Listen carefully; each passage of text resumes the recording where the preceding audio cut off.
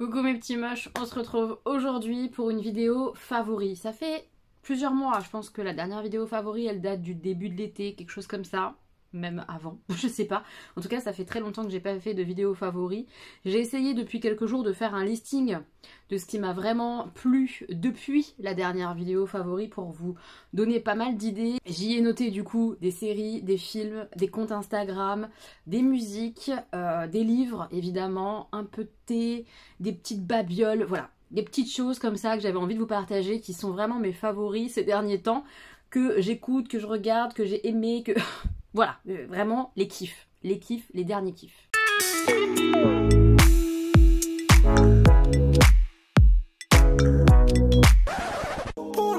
La première personne dont j'ai envie de vous parler, c'est un humoriste que j'ai découvert au Marrakech du Rire. Et vraiment, cet artiste, il est très particulier, je le trouve lunaire et j'adore ça. C'est Paul Mirabel. En fait, il vanne, il fait des vannes, il fait des blagues en restant sur un ton hyper neutre et c'est ça qui m'éclate.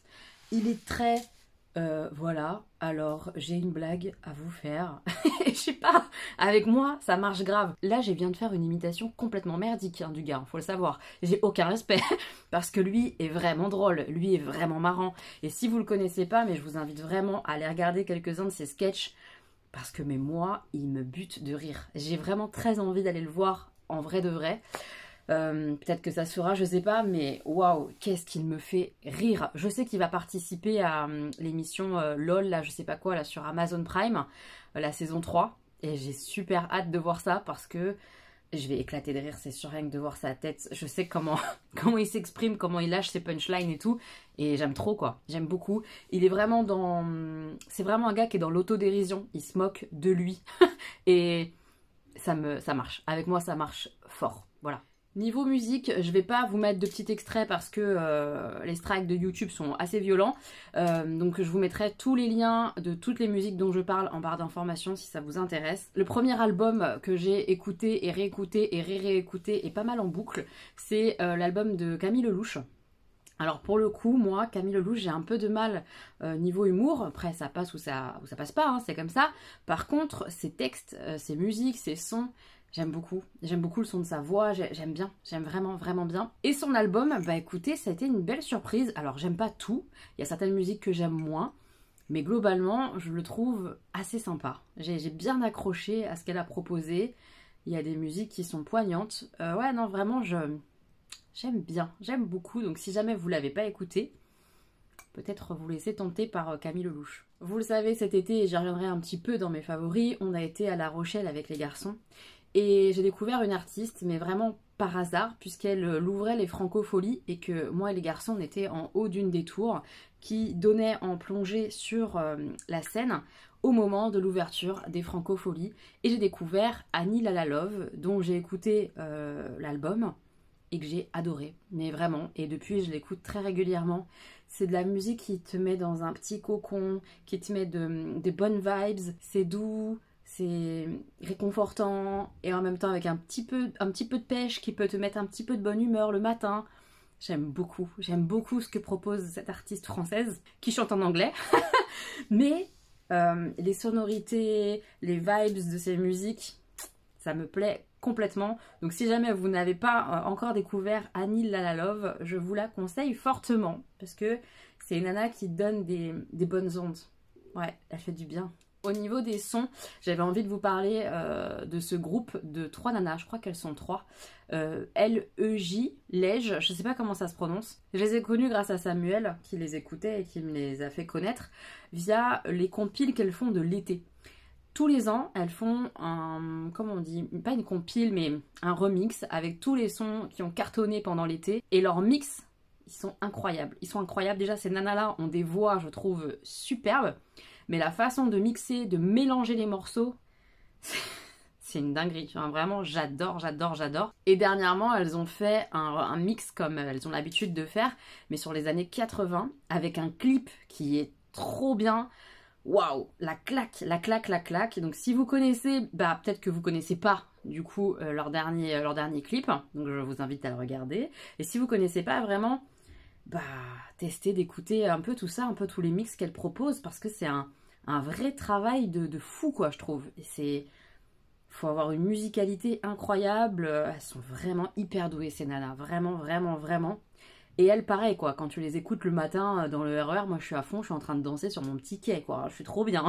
Je suis trop, trop bien. Au niveau des séries télé, j'en ai deux à mentionner. La première, je vais pas revenir beaucoup dessus parce que je vous en ai parlé en vlog. Hein. C'est la série Dahmer qui parle du tueur en série. C'est pour moi quand même un favori malgré les lenteurs de la série. Pourquoi? Parce que ça retrace une histoire vraie, inspirée vraiment de faits réels, et parce que au-delà de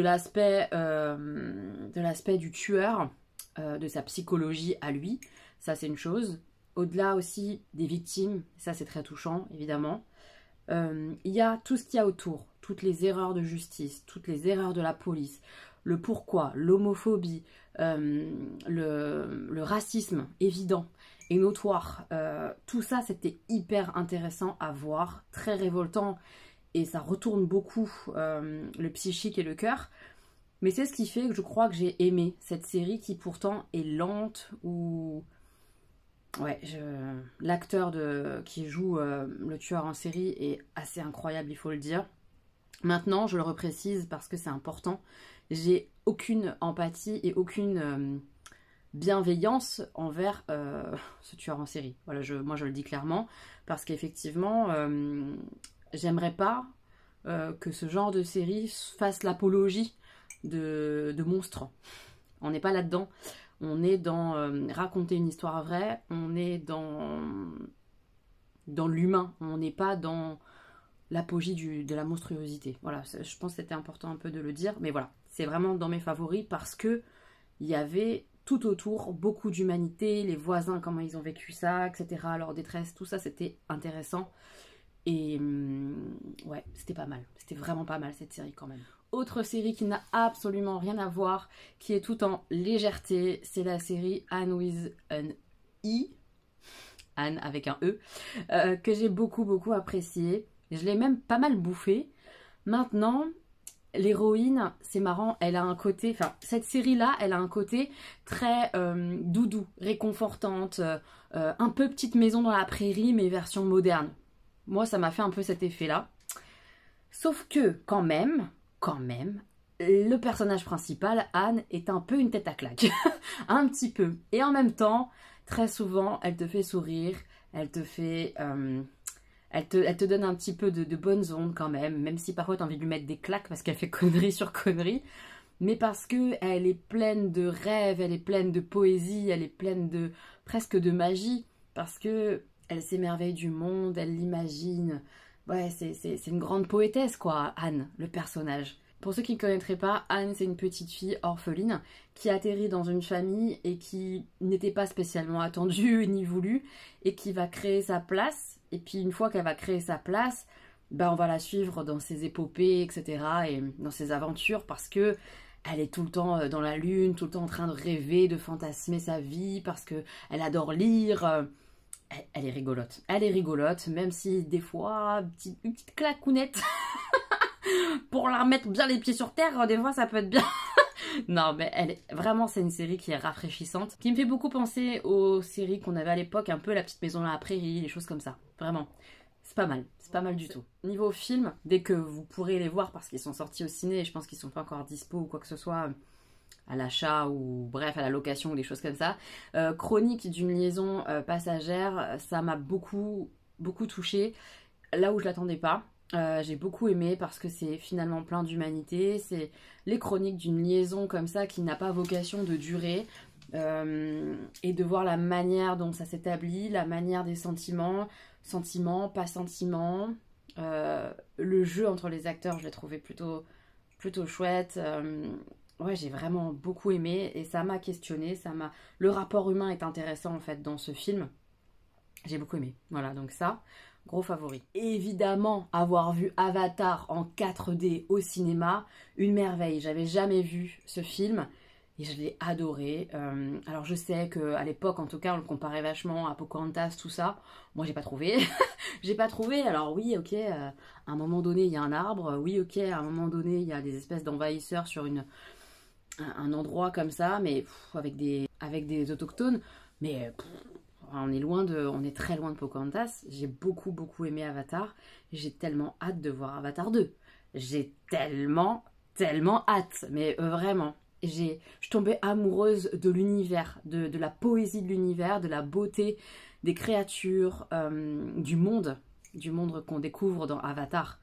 Waouh, c'est super beau, j'ai adoré.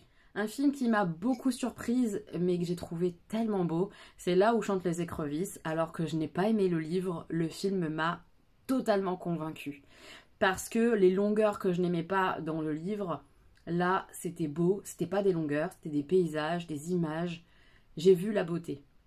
Et waouh!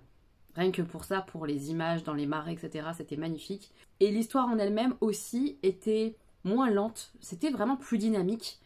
Et ça m'a complètement embarquée. Le film est vraiment très bon. C'est très rare que je trouve qu'un film soit meilleur qu'un bouquin, mais là on y est, quoi. Vraiment, le film, pour moi, est meilleur que le livre.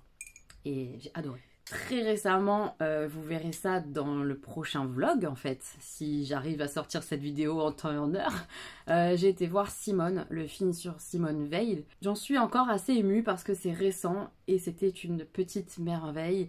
Un film mémoire, un film touchant, un film évidemment plein d'humanité, un film qui montre que l'inhumain te donne une force, peut te donner une force de combattre incroyable. En tout cas, c'est la vie de Simone Veil.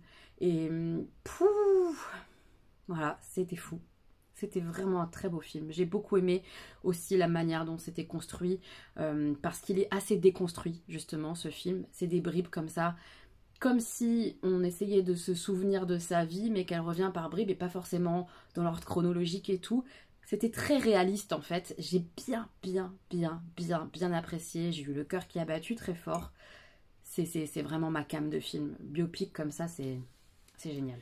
Ensuite, j'ai 3 comptes Instagram à vous partager. Le premier, je vous les mettrai à l'écran les noms parce que je vais faire un carnage au niveau de la prononciation. Cocoils, je sais pas comment ça se dit. En tout cas, c'est un humoriste qui incarne plusieurs personnages. Il a plein de personnages, plein d'idées différentes. Il sort énormément de contenu sur Instagram. Et qu'est-ce qui me fait rire!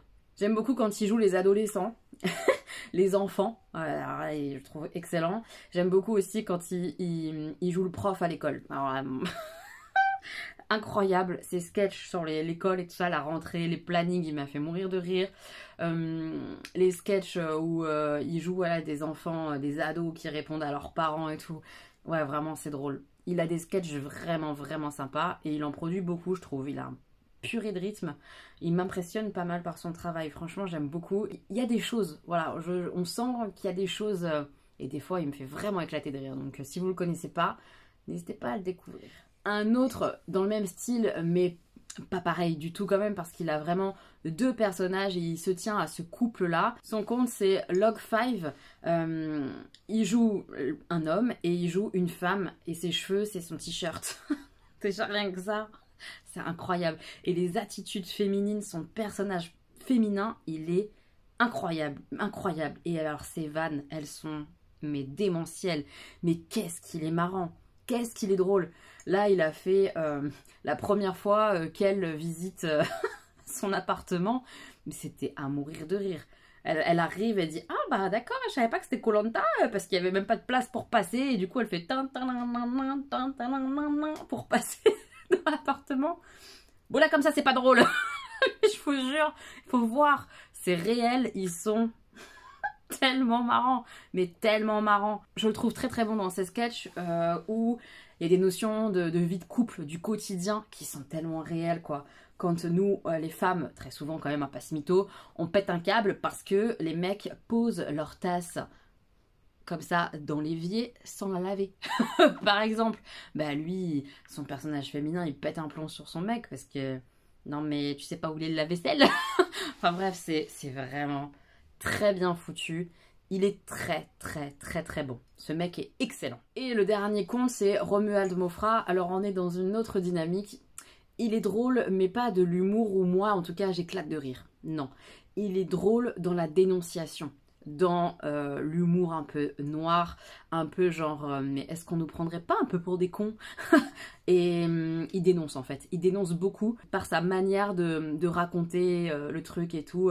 En fait c'est un mec un peu râleur si on veut, dans ses sketchs, dans son humour, et très bien fait, c'est très très bien fait, et tout ce qu'il dénonce, je suis d'accord avec lui. Là, un de ces derniers réels que j'ai vu, c'est sur l'avortement aux États-Unis par exemple, et c'est très bien foutu.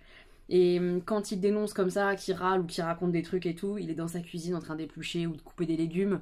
Et je sais pas, ça rajoute un truc un peu genre, je suis dans votre quotidien les gars et je vous raconte le truc et ça marche avec moi. Ça me fait pas éclater de rire, mais je dis mais ouais, tellement quoi. Voilà, si je suis en train de le regarder, je fais putain mais tellement garçon, t'as tellement raison quoi. Voilà, j'aime beaucoup ce mec. Niveau nourriture, je vous rappelle que j'ai acheté des Kit Kat Popcorn chez Action. Je vous ai dit, oh, je pense que je vais peut-être pas aimer, ça risque d'être un peu sucré. Bon, bah, j'ai kiffé. Hein. J'ai kiffé, par contre, j'en ai mangé un sur tout le lot. Et j'ai adoré ça, donc ça fait clairement partie de mes favoris. Mais tous les autres ont été engouffrés par Augustin. Ça fait clairement partie des favoris d'Augustin, de toute évidence. Il les a mangés à une vitesse, j'ai même pas pu en manger un deuxième. Voilà, c'est mort. Donc ça, bah, quand je retournerai chez Action, j'en prendrai parce que on s'est bien régalé. Nous, on a bien aimé le côté un petit peu croustillant du popcorn. C'est pas pour autant beaucoup plus sucré. J'avais peur avec le caramel du popcorn ou des choses comme ça, mais non. Non, ça donne juste un espèce de croustillant différent, un petit peu caramélisé du popcorn, qui est très sympa. On a bien aimé, on a bien aimé. Un gros favori qu'il faut que je vous partage, si vous aimez les stylos, la papeterie, que vous avez un métier où vous utilisez pas mal les stylos, genre vous êtes secrétaire, les stylos de chez Emma. C'est un gros favori. Pourquoi? Parce qu'ils écrivent super bien, en plus d'être un peu trop mignons. Moi, j'aime beaucoup ceux-là, là. J'en ai aussi au boulot des qui n'ont pas cette forme comme ça, mais qui sont juste ronds, avec des paillettes partout dessus. Ils écrivent super bien. Ceux-là, ils sont trop bien. Ils se tournent comme ça. Et puis, il y a un truc joli à l'intérieur. Mais en fait, ils en sortent tout le temps des nouveaux stylos chez Emma. Honnêtement, c'est pas hyper cher et ils sont hyper sympas. Voilà, donc pour la maison, pour le boulot, les stylos de chez Emma. Trop bien, je les adore. Tout ce qui est thé infusion.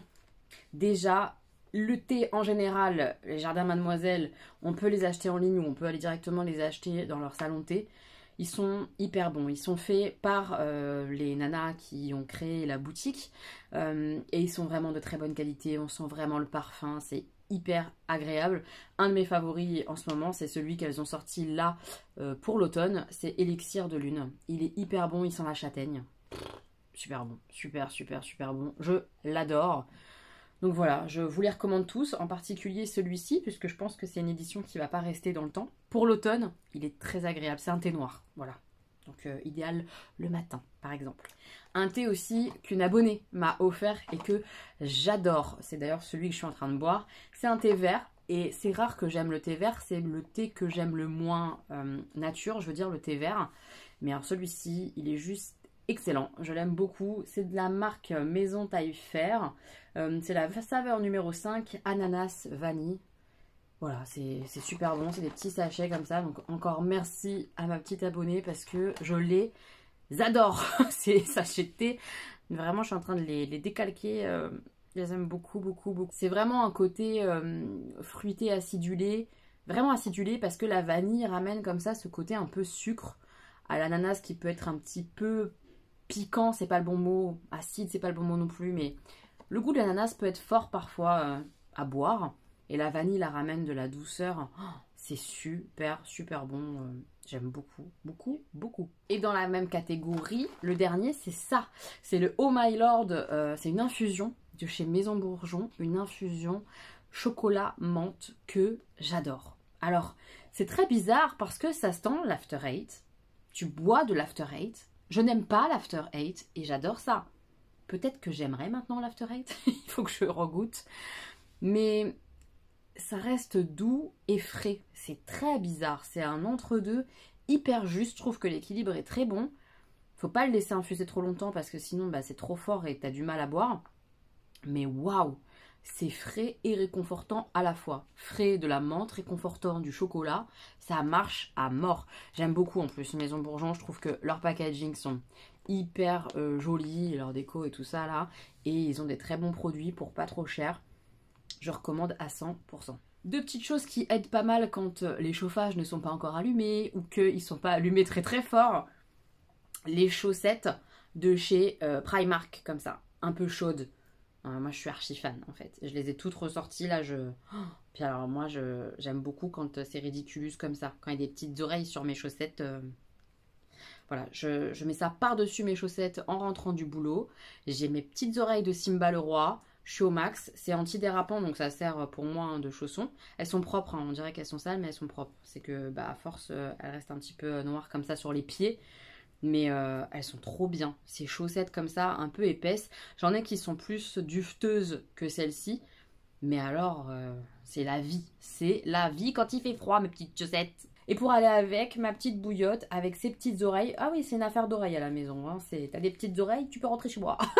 Des petites oreilles comme ça, toutes douces et tout. Ça tient chaud hyper longtemps. Moi, j'aime bien quand c'est très très chaud. Je mets ça dans mon lit. Hop, je me glisse une fois que j'ai enlevé mes fameuses petites chaussettes boultonnées pour dormir. Idéal. Voilà, quand on a les pieds froids, ça aide bien, ça aide bien. Ces deux petites choses magiques, moi je les trouve chez Primark, mais on peut les trouver à plein d'endroits différents, je pense. Dernièrement, vous l'avez vu je pense dans mon dernier vlog, j'ai été au tunnel des Tuileries. C'est absolument magique quand on aime le street art. Il y a beaucoup d'art et d'artistes très différents. On peut trouver quelque chose qui nous touche, qui nous parle à l'intérieur, peu importe qui nous sommes. Je crois, hein, j'y crois vraiment. Parce qu'il y a tellement de possibilités, tellement de propositions différentes à l'intérieur de ce tunnel. C'est vraiment magique. C'est vraiment magique. C'est un tunnel donc, qui est à côté du jardin des Tuileries, qui est complètement gratuit. Vous entrez en vélo, en trottinette, il y a un passage pour les deux roues et puis il y a un passage pour les piétons. On peut y aller en vélo évidemment, tout ça. Et c'est génial parce que c'est une visite comme ça, gratuite, dans Paris. C'est très beau. Il y a différentes lumières, des jeux de lumière, ça évolue dans le temps. Donc je pense que si on y va à 2-3 mois d'intervalle, on a des œuvres différentes qui sont venues se rajouter, s'enlever, enfin... C'est en évolution constante. C'est jusqu'à l'été prochain. Je ne sais pas si ça sera reconduit ou pas. Mais waouh, c'est trop bien les gars. Faut y aller, c'est gratuit. Foncez, vraiment foncez au tunnel des Tuileries. C'est superbe. Une autre visite que j'ai adorée, que j'ai faite avec Christelle, une petite moche, c'est l'atelier des Lumières quand on a été voir l'exposition sur Van Gogh. J'ai adoré parce que c'est une manière très différente de découvrir ou redécouvrir un artiste qu'on aime ou qu'on ne connaît pas bien. Et t'es complètement en immersion dans les œuvres. C'est sur le sol, c'est sur les murs, c'est en mouvement. C'est très beau et tu peux rester là pendant des plombes à juste observer ce qui se passe. C'est magique en fait. C'est des petits instants comme ça magiques. Alors c'est pas donné parce que tu fais que te poser, t'asseoir et regarder. Mais en fait, ça te donne vraiment une poésie, ça te donne vraiment une façon différente de voir les œuvres. J'ai beaucoup aimé sur Van Gogh et j'y retournerai pour voir d'autres choses parce que c'est vraiment quelque chose d'unique. J'aime beaucoup. J'ai beaucoup aimé. Ouais. J'en parle très rapidement mais parce que je suis obligée de les mentionner dans ma vidéo favori, mes copines de voyage. Je suis partie avec cette agence Copines de voyage en Égypte et j'en suis complètement satisfaite, donc forcément c'est dans mes favoris.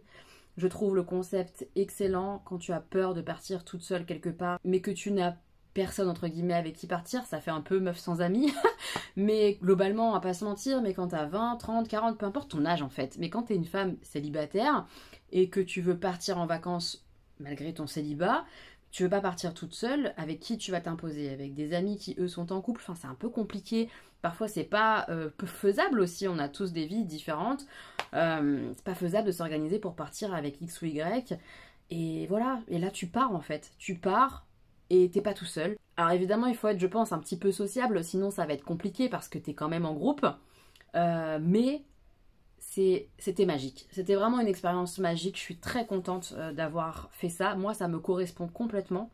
Il existe autre chose qui s'appelle les aventureurs, qui est plus sportif et qui est mixte, j'ai pas testé mais j'aimerais beaucoup, mais en tout cas l'expérience que j'ai eue avec Copines de voyage, J'ai adoré. Évidemment, vous avez 40 millions de vlogs sur l'Égypte. Je vous laisse découvrir si ça vous intéresse. Je vous y parle évidemment de mon ressenti, etc. etc.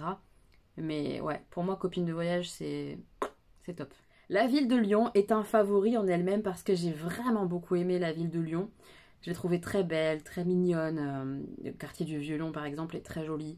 J'ai vraiment beaucoup aimé Lyon. Et plein de quartiers différents, quartier des Confluences aussi, j'ai adoré. Bref, j'ai beaucoup aimé. Je vais juste vous citer ma visite Fourvière, la visite sur les toits de Fourvière. Je vous la recommande si vous passez à Lyon. C'est une très jolie manière de découvrir cette basilique, puisque voilà, on monte comme ça à l'intérieur des clochers, à l'intérieur des tours, je sais pas, j'ai pas les bons mots, mais sur les toits en fait, de la basilique. Et on passe vraiment à l'intérieur, on voit l'intérieur de la basilique, mais d'en haut, on côtoie les anges en fait. Et vraiment, parce qu'on est au milieu des statues d'anges, c'est vraiment très très beau, Fourvière. Et cette visite-là est vraiment très particulière. J'ai beaucoup aimé.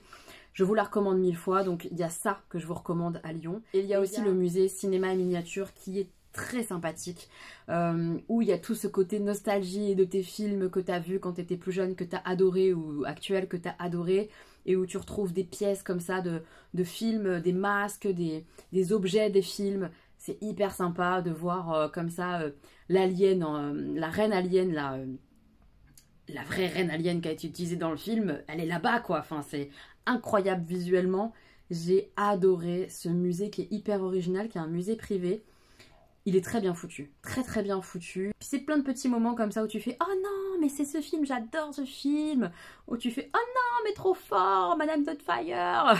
Ouais, c'est vraiment hyper bien foutu. J'ai adoré ce musée-là. Je vous en ai parlé un petit peu tout à l'heure. Les vacances de La Rochelle, c'était évidemment excellent, c'était super, on s'est régalé. J'aurais tendance à vous conseiller le quartier Le Gabu que je ne connaissais pas, où il y a du street art, et c'était vraiment trop cool de découvrir ça à La Rochelle. Et l'aquarium qui est absolument magnifique. Et l'aquarium, je vous conseille de le faire le soir. Il ferme tard, en tout cas en été. Hein. Je sais pas en hiver si c'est la même chose, mais en été il ferme autour de 23 h. Nous, on avait visité en gros de 19 h à 23 h et c'était excellent parce qu'on était très peu, très agréable, on se marchait pas dessus. C'était un peu magique de voir les poissons de cette manière-là. Voilà. Niveau resto, j'en ai deux à vous conseiller. Un qui est dans mon secteur au niveau du boulot et où on va manger, je vous en ai pas encore parlé, c'est le restaurant Au Plat. C'est un restaurant vietnamien. Il propose des sandwichs pain baguette, puisque ça a été colonisé par la France beaucoup et c'est vraiment le pain français qui est utilisé là-bas pour faire ces fameux sandwichs là, et avec à l'intérieur soit de la viande ou des trucs comme ça, soit moi en l'occurrence du tofu au basilic, ou alors ils mettent des œufs au plat aussi à l'intérieur, et c'est super bon, c'est très très bon. Ils proposent aussi des formules où on peut manger plat complet et tout, un tofu au basilic qui est mais délicieux, du riz, des petits légumes et tout ça, en dessert là les petits samoussas en dessert, la samoussa banane chocolat, adieu, c'est très bon. C'est très très très très bon. On est servi très vite. Prendre un petit plat comme ça vietnamien à emporter, je vous le conseille si vous êtes dans le secteur. Au plat, super bon. Dans un tout autre secteur, dans le 17e, le restaurant Franquette. Une merveille. On est très bien accueillis. C'est vraiment à la bonne franquette. Avec un petit côté quand même très qualitatif. C'est un très bon restaurant. Les plats sont des petits plats. Donc si t'es un petit mangeur, très bien, tu prends un petit plat, un petit dessert, t'es bien. Si t'es un gros mangeur, tu peux prendre plusieurs petits plats, hein, ça se fait complètement, tu partages, ou enfin... C'est vraiment à la bonne franquette. Les vins sont de très bonne qualité et on sait vous conseiller. Voilà, je recommande vivement ce restaurant-là dans ce secteur, c'est super bon et j'ai passé un vrai bon moment. J'aime bien la déco, tu te sens bien en fait. C'est tout petit, c'est chaleureux. J'ai adoré le moment que j'ai passé là-bas. Et pour terminer cette vidéo, on va passer rapidement à la lecture. C'est des lectures que vous avez vues dans les vlogs. Et là, j'ai vraiment mis ce que j'ai adoré, mes vrais favoris. Premier vrai favori, ça. Lait et miel, c'est de la poésie en vers libre. Je pense que ça se dit comme ça. Je trouve que je dis des bêtises, mais je pense pas. Il y a des textes très courts comme ça à lire avec des dessins. C'est hyper parlant. J'ai été très touchée par ces textes-là. Comment vous dire? Je vais juste vous lire ça, ça résume bien le livre. Voici le voyage d'une survie grâce à la poésie, voici mes larmes, ma sueur et mon sang. De 21 ans, voici mon cœur dans tes mains, voici la blessure, l'amour, la rupture, la guérison. Rupicor, c'est l'auteur. C'est vraiment ça, il y a plusieurs phases à l'intérieur. Il y a l'amour, il y a la destruction, il y a la guérison, il y a beaucoup de féminisme. J'ai beaucoup aimé cette lecture, ça se lit hyper vite parce que comme vous le voyez, c'est des textes très courts et tout. Mais t'es dedans, enfin moi en tout cas ça a fonctionné complètement sur moi. Ça m'a touchée, vraiment. Les mots ont un impact très fort dans ces poèmes. C'est très beau, très très beau. Tout autre chose, une BD, La Dame Blanche. J'ai été bouleversée par ce récit qui est une boucle. Voilà, une boucle avec notion de la fin de vie. C'était très très beau. Les dessins, etc. sont très touchants en fait. Voilà. Par les expressions, la simplicité fonctionne vachement au niveau du dessin. Et le thème est touchant, la fin de vie comme ça, l'accompagnement. C'est l'histoire d'une aide-soignante qui accompagne comme ça des personnes âgées en fin de vie, qui les accompagne vers la mort. Voilà. Et on sent son désarroi, on sent sa détresse parce que elle n'est que dans la mort pratiquement, c'est sa vie. Et puis tu as des instants très beaux, très touchants. C'est vraiment un très beau livre et il m'a beaucoup touchée. Il m'a beaucoup touchée, beaucoup parlé par rapport au métier de ma maman qui était aide-soignante et qui travaillait qu'avec des personnes âgées, avec beaucoup d'Alzheimer. C'est bouleversant. C'est ces gens-là qui ont des vocations à donner aux autres qui sont en fin de vie, c'est bouleversant. Voilà, ça je vous le recommande, c'est très beau. À quoi rêvent les étoiles? C'est un livre jeune adulte où on suit Titouan, Alix, Luce, Gabriel et Armand qui sont des personnages très différents, d'âge très différents et qui vont tous être liés ensemble par une histoire. Leur vie vont être liées et la manière dont c'est raconté comme ça, on a un chapitre très court de quelques pages pour un personnage, puis le suivant c'est sur un autre personnage, etc. Et on va au fur et à mesure découvrir pourquoi ils sont liés, qu'est-ce qui se passe, l'histoire et tout. Moi j'étais embarquée, j'ai trouvé ça touchant, même si pas très réaliste, j'ai trouvé ça quand même très touchant. Ça a fonctionné avec moi, vraiment. J'ai beaucoup aimé ce bouquin. Vampiria, le tome 3. Et évidemment qu'il est dans mes favoris, je trouve que c'est le meilleur des 3 tomes que j'ai lus. J'aime vraiment cette saga, elle est incroyable, je trouve, par les touches d'historique incorporées dans la fantaisie d'une bonne manière. On y retrouve les vrais personnages du temps de Louis XIV, etc. par exemple, mais imbriqués dans de la fantaisie complètement irréelle et tout, mais c'est tellement bien fait. Là on a une notion d'épreuve, je rentre pas dans le détail évidemment puisque c'est un tome 3, si vous savez pas comment c'est la série ça serait moche. Il y a une notion d'épreuve et tout que j'adore. Moi j'aime les livres où il y a des épreuves, de la compétition, des énigmes, des choses comme ça, j'adore. C'est génial, c'était génial. J'ai hâte de la suite. Je sais que dans le tome 4 on ne suit plus vraiment les mêmes personnages, ça m'inquiète un peu. Est-ce que je vais accrocher autant à la suite? C'est un mystère, mais en tout cas, jusque-là, les 3 premiers tomes, c'est magnifique. Pour ceux qui n'auraient pas suivi, Vampiria, c'est le roi Louis XIV qui a été transmuté, qui s'est donc transformé en vampire et qui impose une dîme avec prélèvement de sang à toute sa population. Et il va y avoir une jeune fille qui va rentrer en rébellion. Voilà, pour pas trop en dire. Mais il va y avoir le camp des rebelles, le camp des vampires. Plein d'aventures, plein de personnages hyper attachants. Quelle saga incroyable, j'adore. Et le dernier, vous l'avez vu passer il n'y a pas longtemps, une pépite de chez Pépite pour moi, Nevermore, waouh. C'est jeunesse, mais c'est un univers magique incroyable, hyper riche, hyper réconfortant parce que beau. Vraiment, c'est trop bien. Moi qui ai adoré Magic Charlie, je crois que je préfère Nevermore, je crois. J'attends de lire la suite, mais j'étais vraiment très embarquée.